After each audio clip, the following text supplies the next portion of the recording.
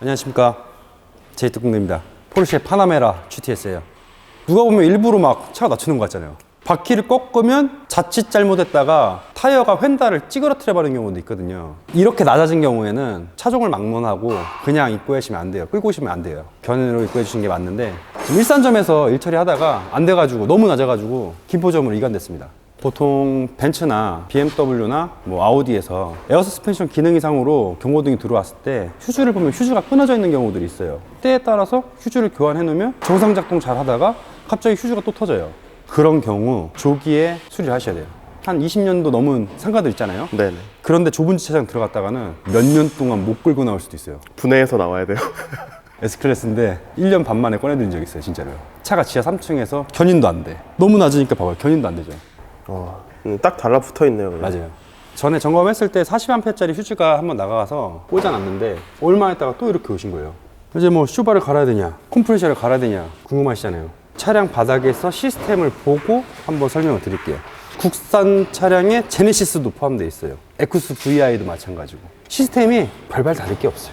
독일차나 국산차나. 우리 아빠들이 좋아하는 슈퍼카들 있잖아요. 그 뒷좌석에는 카시트를 놓고 그쵸, 이런 차죠. 뒷좌석에는 카시트가 있고, 이거는 아내분이 타시는 차입니다. 아빠 차가 아니에요. 엄마 차. 네, 차 분위기가 이렇게 약간 멜랑몰랑했어요. 네. 엄마 차 같습니다. 죄송합니다. 아빠들이 좋아하는 슈퍼카, 엄마들이 좋아하는 슈퍼카가 있죠. BMW에는 M5, M6가 있고요. 포르쉐 파나메라, 패밀리 세단인데 GT카 같은 그런 차들이 있어요. 굉장히 좋아하시잖아요. 전화문이 많이 옵니다. 파나메라 디젤을 사야 될까요? 가솔린을 사야 될까요? 입맛대로 사시면 되고요. 포르쉐는 비싸요. 루소랑 비슷해요. 앞에가 전부 다 리어까지 커버가 다 덮여 있죠. 우와. 에어 서스펜션을 관장하는 컴프레셔예요. 압축하는 거잖아요, 공기를. 압축해서 필요한 만큼 앞바퀴, 뒷바퀴 각 4바퀴로 보내는 역할을 한단 말이에요. 그럼 보내기만 하냐? 얘는 압력을 채우기도 하고 압력을 빼는 장치이기도 해요. 분해를 한번 해볼게요.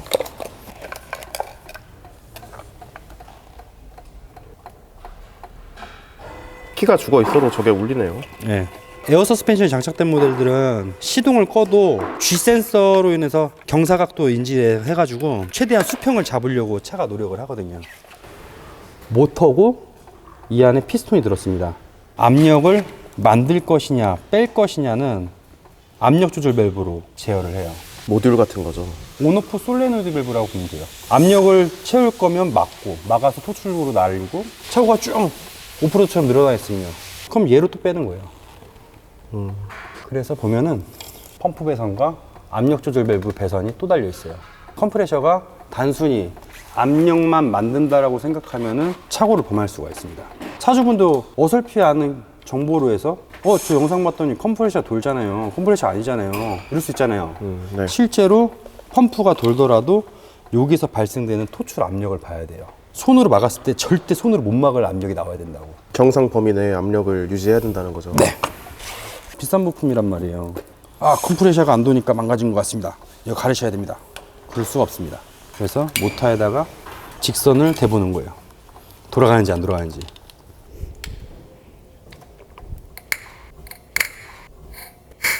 쇼트 나죠? 오, 네. 네. 나네요. 안에 모터 안에서 쇼트 난 거예요. 그러니까 자꾸 40A짜리 휴즈가 터지죠. 지난번에 휴즈가 나갔다면 휴즈를 교환해서 작동을 한다 하더라도 이게 컴프레셔가 모터다 보니까 내부 쇼트로 인해서 또 나갈 수도 있습니다. 바쁘시면 어쩔 수 없이 지금 가시지만 그래도 지하주차장은 피하십시오. 견인을 못 할 수도 있습니다. 충분히 고지해야죠. 국내 재고도 없어요. 이거 지금 차 가게 온 지 한 3주 넘었을걸? 어쩔 수 없이 애프터마켓 부품으로 구했어요. 살짝만 돌릴게요, 살짝만. 돌잖아요. 그러면 이제 컴프레셔만 교환하면 끝나냐? 아닙니다. 시스템에 따라서 그냥 안 올라올 수도 있어요. 그리고 이런 경우에는 밸브 블럭을 필히 같이 교환해 주는 게 맞아요. 시스템 개요만 이해를 하면은 이게 어려울 게 없어요. 근데 정말 힘든 차가 있어. 제네시스. 컨티넨탈 시스템이 들어가 있는데 일단 컴퓨터가 멍청해요. 그래서 많이들 헤매세요.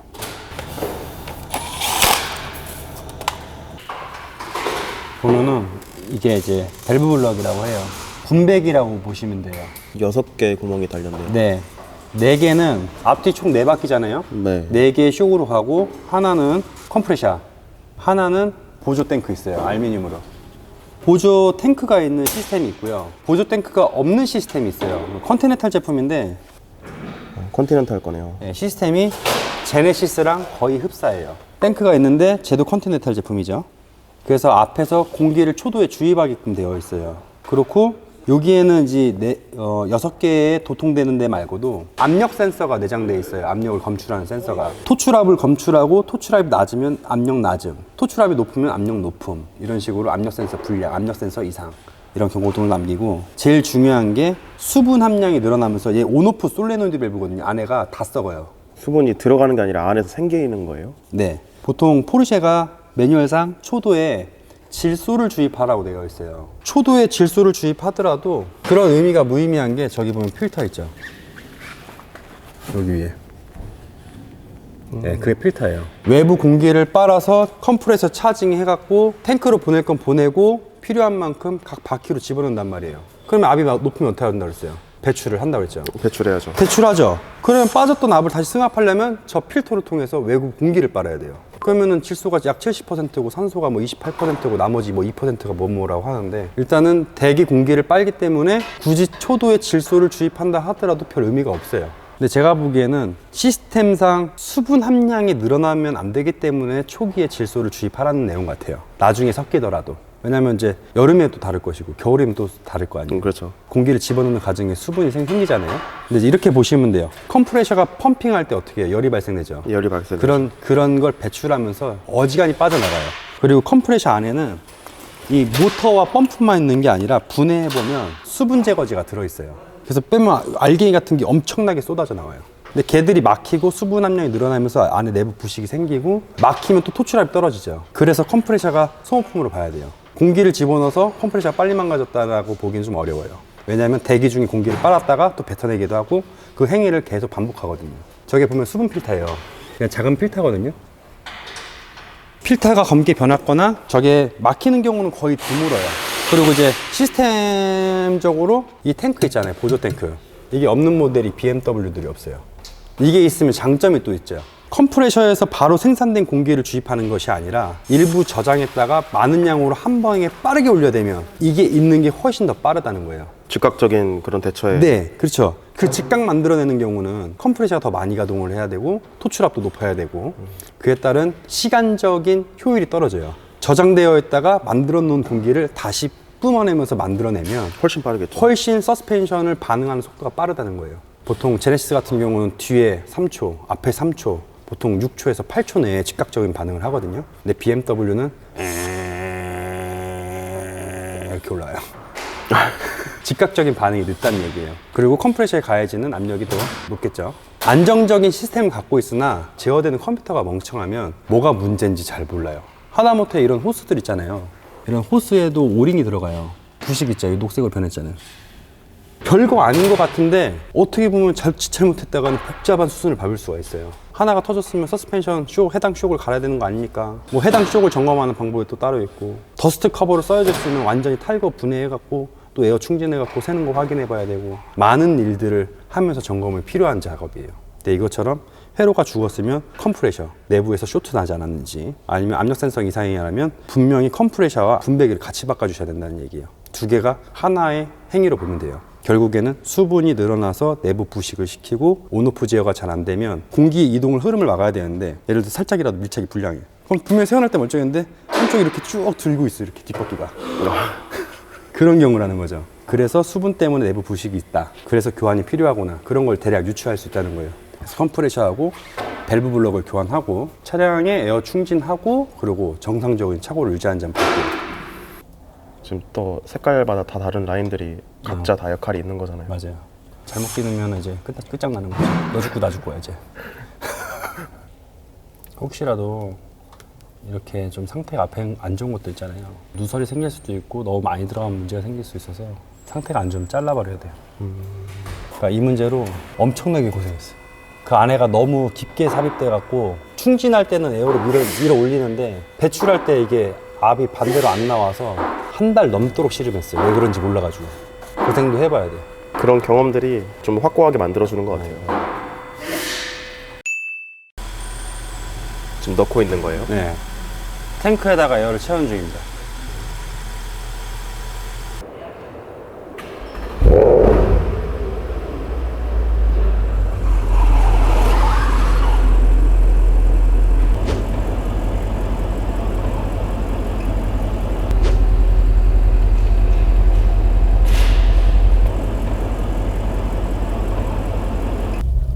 서스펜션 수리하고 시운전 나가봅니다.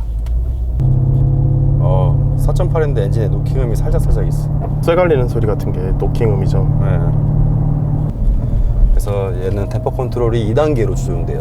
컴포트 모드에서 승차감을 딱딱하게 버튼이 또 있어요. 여기 봐봐. 한 번 누르면 하나 들어오고 하나 누르면 템퍼가 딱딱해지죠.